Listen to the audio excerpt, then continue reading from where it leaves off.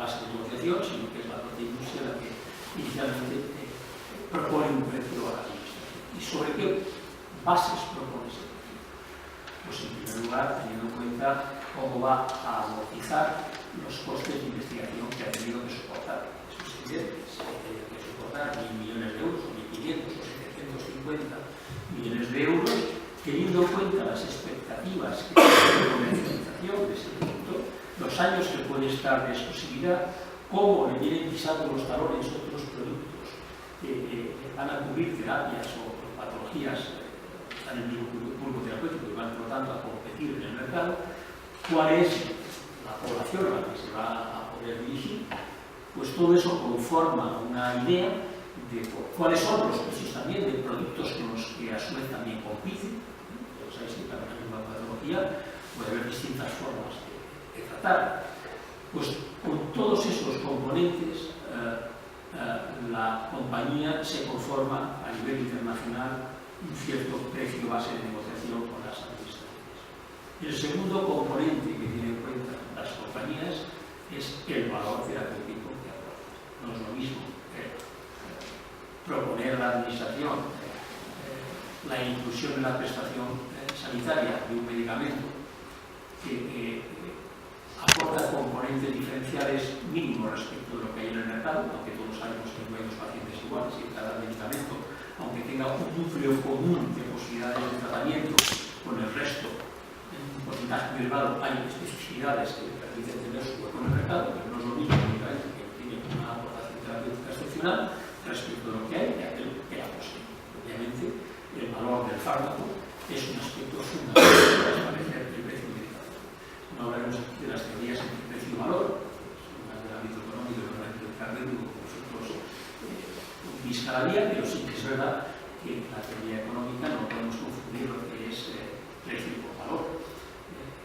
Lo que uno está dispuesto a pagar o a costear un bien depende de muchos factores, pero especialmente de la utilidad que ese bien tiene. Por lo tanto, es un componente muy importante a la hora de fijar. Y la industria no escapa a ese concepto de valor. Entendemos que el precio de un medicamento tiene que responder también al valor terapéutico que aporta. Para lo bueno, para lo malo, si no aporta valor, entendemos que la administración no esté dispuesta a pagar un precio adicional sobre ese medicamento, pero si lo aporta, entendemos que ese medicamento tiene que tener una compensación. Entonces, sobre la base de la aportación, perdón, de la compensación, de la amortización de los costes de investigación que ha tenido que soportar, sobre todos esos aspectos que antes comentaba, competidores, periodo de exclusividad, población a la que va dirigida, etc. Y sobre el valor del medicamento, es como la industria inicialmente entiende que el precio podría estar en un rango que podría a su vez la administración pagar. Entiende también la industria, pues porque en ningún caso quiere desestabilizar al sistema público de salud, alterar sus cuentas, también la capacidad que tiene el pagador de hacer frente a la adquisición de ese bien, y eso es normal también. Entonces, la industria prevé también qué impacto presupuestario puede tener esto, la inclusión de ese producto por ese precio en la prestación farmacéutica y otros aspectos que tienen que ver, por otra parte, con lo que nosotros entendemos podría ser la variable coste-efectividad o coste-utilidad del medicamento. Es decir, que ahorros podría comportar al sistema y, por lo tanto, qué mecanismos de traslación de recursos por esos ahorros que se generan podrían ir para financiar ese medicamento. Por ejemplo, nosotros entendemos que es fundamental considerar todos los costes directos e indirectos, tangibles e intangibles, que el tratamiento de una enfermedad puede llevar. Como un nuevo medicamento actúa en la eliminación de estos costes y, por lo tanto, en la consideración de los ahorros que comporta. Por lo tanto, la capacidad que tiene de descongestionar recursos del sistema para poder financiar ese medicamento. No sé si la tecnología que utilizo es hostil o extraña, bueno, pero en definitiva se trata de ver si un medicamento puede ahorrar otros costes farmacológicos, si puede ahorrar otros costes no farmacológicos, por ejemplo, hospitalizaciones, diagnósticos, otros costes incluso no tan directos con la enfermedad, o sea, desplazamientos, dietas específicas, o incluso otros de carácter social, ganancias de productividad, etcétera. Luego, es muy complejo cómo podemos contemplar todo el aspecto económico que conlleva un nuevo mercado. Todo eso es lo que al final debe, en esa iteración e interacción entre la administración y la industria, determinar cuál es el precio último del medicamento. Nuestra legislación incluso contempla otras variables adicionales, como es las patologías a las que se dirige ese medicamento, como es el grado de innovación que tiene ese nuevo medicamento, o como es su contribución al PIB, al Producto Interior Bruto, a la economía de un país. Eso no está totalmente desarrollado en nuestra legislación, pero sí son aspectos que en esa relación que se establece entre la administración y la industria deben contemplarse.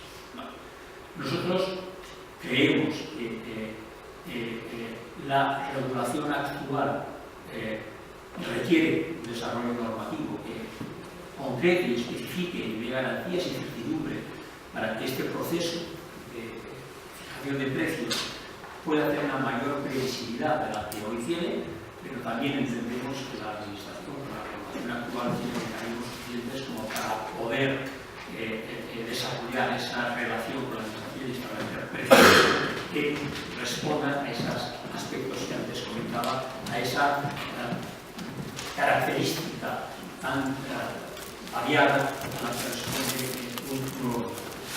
Si me permito hacer un paréntesis sobre algo que nosotros en todo el proceso de evaluación y medicamentos, realmente ha sido un precio que tendremos que deber respetarse. Nosotros creemos que hay dos fases diferentes para establecer el precio final del medicamento. Una es la evaluación puramente terapéutica, que es lo que la administración inicialmente entendía como informe de posicionamiento terapéutico, el IPT, que creemos que debe responder a una evaluación de carácter muy técnico, muy científico, muy estandarizado, sin consideraciones de carácter económico. Por tanto, tendría que ser incluso, me atrevería a decir, casi universal.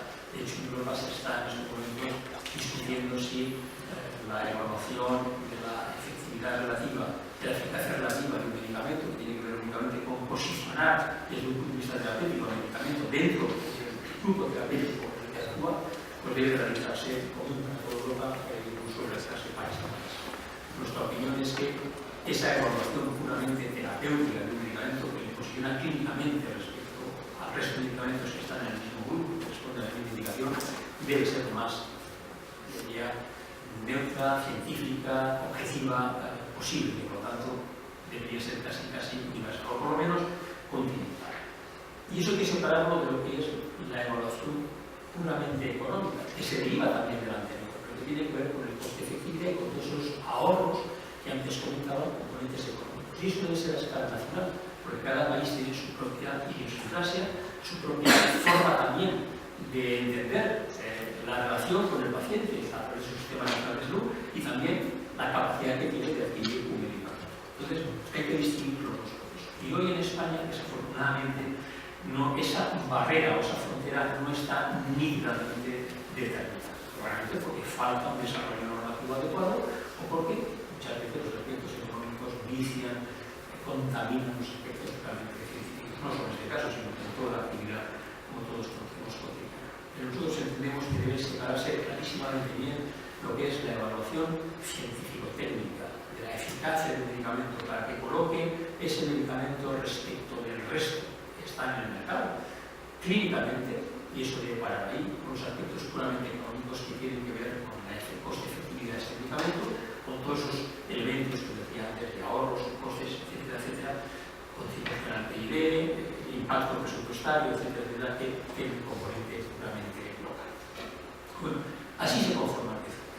Pero el precio del medicamento no termina en el momento en el que lo fija la administración. Las veces decía que era condición en España necesaria para poder salir al mercado. Hasta que no se fija el precio del medicamento, nuestra legislación, hay discusión, no se permite, aparte del mercado, salir al mercado hasta que el precio no queda asignado por la administración pública. Se decía que finalmente lo hace una comisión de precios, si bien es el Ministerio de Sanidad quien ejecuta administrativamente ese trámite administrativo. Digo que el precio no concluye ahí, porque a lo largo de la vida del medicamento los precios van a aumentar. Y desafortunadamente para nosotros, afortunadamente para el sistema, los precios siempre bajan. Y es normal que bajen porque hay momentos en la vida del medicamento que permiten ese esfuerzo por parte de las compañías para garantizar o para intentar que la sostenibilidad del sistema público de salud desde el punto de vista presupuestario sea factible. ¿Cuándo bajan los precios de los medicamentos? Pues la administración se reserva la capacidad de que si existen circunstancias excepcionales, pues puedan bajarse los precios a través de un real decreto, a través de una ley. De hecho, eso ocurrió en varias ocasiones en los últimos años. Ocurrió, creo que en los 2 años sucesivos, en 2004, 2005 o 2005, 2006, no lo recuerdo bien, hubo sendas bajadas de precios generales. Pero también, cuando la administración detecta que los precios de esos medicamentos en algún país europeo, porque ese es otro elemento fundamental, los precios se conforman también teniendo en cuenta qué precios existen en otros países europeos. Cuando la administración detecta que precios de medicamentos en otros países europeos han bajado y por tanto la industria ha sido capaz en algún país de realizar un esfuerzo para bajar su precio, pues la administración española rasa el precio del medicamento al precio que esa compañía lo ha negociado con otro país. Ahí nosotros entendemos que con unas determinadas cautelas nos parecería también, pero con determinadas cautelas, siempre que el precio por los países que tomen como referencia sanitario y económico a la realidad española, claro, si nos vamos a comparar con países que no tienen nada que ver con nuestra realidad, pues realmente estamos distorsionando esa relación, esa comparación, pero si son países con los que nos medimos desde el punto de vista sanitario o económico, pues no tenemos nada que comparar. Si una compañía es capaz de negociar un precio más bajo, o un país que es capaz de negociar un precio más bajo con nuestra compañía, como puede ser Francia, pues entendemos que el gobierno español esté legitimado para negociar con la compañía española, pues una compañía que es la misma compañía que tiene en España un precio similar al de Francia. Ahora, si nos comparan con Bulgaria, pues entendemos que no debe ser así. Luego, la administración se reserva, bien por circunstancias excepcionales o bien por características especiales, revisiones individuales de los medicamentos cuando el medicamento, por una circunstancia, ha bajado precios en algún país. Pero luego también a lo largo de la vida del medicamento, cuando expiran los derechos de propiedad industrial, decíamos cuando expiran los derechos de la patente, al cabo de 10 años de comercializarse el producto aproximadamente, hay un mecanismo de reducción automática del precio que viene dado por el sistema de precios. Sabéis que cuando expira la patente entra el genérico. El genérico no es más que un producto que formula el mismo principio activo en una molécula innovadora, pero que lo realiza, lo hace con todos los beneplácitos legales cuando expiran los derechos de propiedad industrial de la molécula innovadora. A los 10 años, cualquier compañía puede replicar la molécula que inicialmente tenía una exclusividad porque había en su momento detectado, esto comprobado, justificado, acreditado, una novedad. Eso hace que muchas compañías, beneficiándose de esa posibilidad, comercialicen productos cuya patente ha expirado. Como no tienen que amortizar los costes de innovación ni de promoción del medicamento, y además ya no corren por ese riesgo que decíamos antes de puesta en el mercado, por lo tanto de competencia con otros que te pueden dejar por el camino porque no has ganado la confianza del clínico, el precio al que pueden comercializar ese producto es bastante más bajo. Además, si se realiza esa comercialización a escala planetaria, pues todavía la posibilidad de reducir precios es mayor. Nos encontramos además con compañías muy especializadas, especialmente en China, donde fabrican la materia prima y por lo tanto los comercializadores de genéricos compran la materia prima a través de lugares más recónditos donde los precios al realizarse producciones a escala masivas son bastante más bajos. Pues bien, la administración a través de un sistema que se llama sistema de precios de referencia consigue ahorros muy importantes y reducciones de precios muy importantes cuando expiran los derechos de propiedad industrial. Inicialmente, para que un genérico pueda tener cabida en el mercado, tiene ya que proponer una reducción del precio respecto del inicial del 40%. Creo que es así. Posteriormente se entra en la dinámica de competencia entre todos los fabricantes de genéricos que forman acumulan esa misma molécula, y el original, que sigue manteniéndose en el mercado, intentando reducir todos a la baja del precio, porque hay una disposición en la ley que permite ganar la posibilidad de ser reembolsado por el sistema público de salud si el precio es más bajo que el de los demás, y por tanto hay una carrera hacia abajo para bajar el precio. Por cierto, hay una discriminación en nuestra ley difícil de entender, es que cuando el médico prescribe por principio activo, el sistema tiene que dispensar el medicamento más barato cuando hay competencia genérica. Hasta ahí todos lo podemos entender. El médico transfiere la capacidad de recibir el medicamento, al final se dispensa al farmacéutico cuando se prescribe por principio. Pero la ley dice que a igualdad de precio entre la marca y el genérico, el farmacéutico tiene que dispensar el genérico, lo cual es una discriminación absurda. Podríamos entender incluso la otra discriminación, intentando beneficiar al que ha soportado la investigación en su momento, pero bueno, esperemos que eso en algún momento se pueda cambiar. Dicho esto, bueno, entonces, el precio se establece a través de ese largo proceso que antes os decía, pero el precio no es estable para toda la vida del mundo. Cuando yo trabajé en la administración en los años 80, en aquellos tiempos que había inflaciones en España del 13, del 14, del 15%, ninguno de vosotros lo habéis conocido, pero había inflaciones tremendas, se subían los precios de los medicamentos. Porque claro, con inflaciones del 15%, pues los precios llegaban desfasados. Recuerdo que en aquellos tiempos se subían 3, 4, 5 puntos cada 2 o 3 años de medicamentos. Eso nunca puede ocurrir, siempre los precios tienden a bajar. Obviamente vivimos también etapas de inflaciones bajas y por tanto no tiene sentido los incrementos de precios como lo hacía, como tenían en los años 90. Entonces, decía, se estableció el precio, pero el precio no queda sin precio. Hay revisiones individuales de precios, que además arrastran a todos los grupos de la precio cuando se detecta que una compañía ha acordado un precio con un gobierno de un país con un componente sanitario económico social nuestro inferior al que hay en España. Por otra parte, la Administración se reserva la capacidad de rebajar de manera global precios de medicamentos. De hecho, en el año 2010 hubo una rebaja del 25% de todos los medicamentos que tenían competencia genérica. Y esto, adicionalmente, al 10º año aproximadamente, cuando expiran los derechos de propiedad industrial y cuando expiran los derechos también de protección de datos del Ministerio, entra en un sistema de precios de referencia, entra el genérico, y eso arrastra una espiral hacia la baja de los precios de los medicamentos, que nos parece la forma más adecuada de obtener ahorros para el sistema. Si queremos que las moléculas tengan un precio que responda al valor terapéutico que aporta y a los costes que han tenido que soportar su investigación, hay que buscar ahorros en algún lugar. La forma de buscar ahorros es cuando el medicamento ha concluido su protección, la protección del medicamento ha concluido, expirado en el proceso de propiedad industrial, y a partir de ahí se generan ahorros, porque a ese punto ya se supone que tiene tiempo de almacenar los costes de investigación que no se quieren hay. Dicho esto, comentaros que los precios en España son de los más bajos de Europa. Y eso es una realidad. Es decir, que el sistema español funciona adecuadamente. Y de hecho, siendo así, ninguna de las compañías que actúan en España, aunque realmente les gustaría tener precios más elevados, levantan sus instalaciones. Lo cual dice que el sistema que opera en España es bastante eficiente. Tenemos los precios de los más bajos de Europa y la implantación que hay en nuestro país es bastante importante. Y lo digo entre los precios más bajos de Europa, porque hay datos. Además, en periodos completamente distintos. Es muy difícil hacer comparaciones, además, todas requieren una metodología muy sofisticada. Pero, sin duda, si hacemos aproximaciones distintas y todas ellas son coincidentes, podemos llegar a la conclusión medianamente lógica de que si esas aproximaciones llegan a un mismo resultado, pues la conclusión podría ser orientada. ¿Me estoy pasando? Pues bueno, termino ya.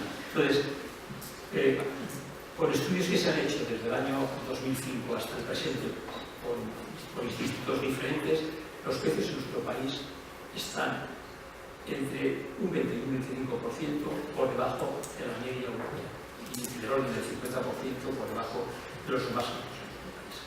Bueno, concluyo aquí. Si tenéis alguna pregunta, pues luego cuando queréis saber, pues o si queréis ahora, me encantado de volver a contestar. Perdonadme si utilizo una terminología que os es lejana a vuestra actividad, pero creo que también en vuestra actividad profesional futura, sin duda, este tipo de términos, este tipo de semántica y este tipo de aproximaciones vais a tenerlas que convivir o tener que convivir con ellas de forma positiva. Muchas gracias.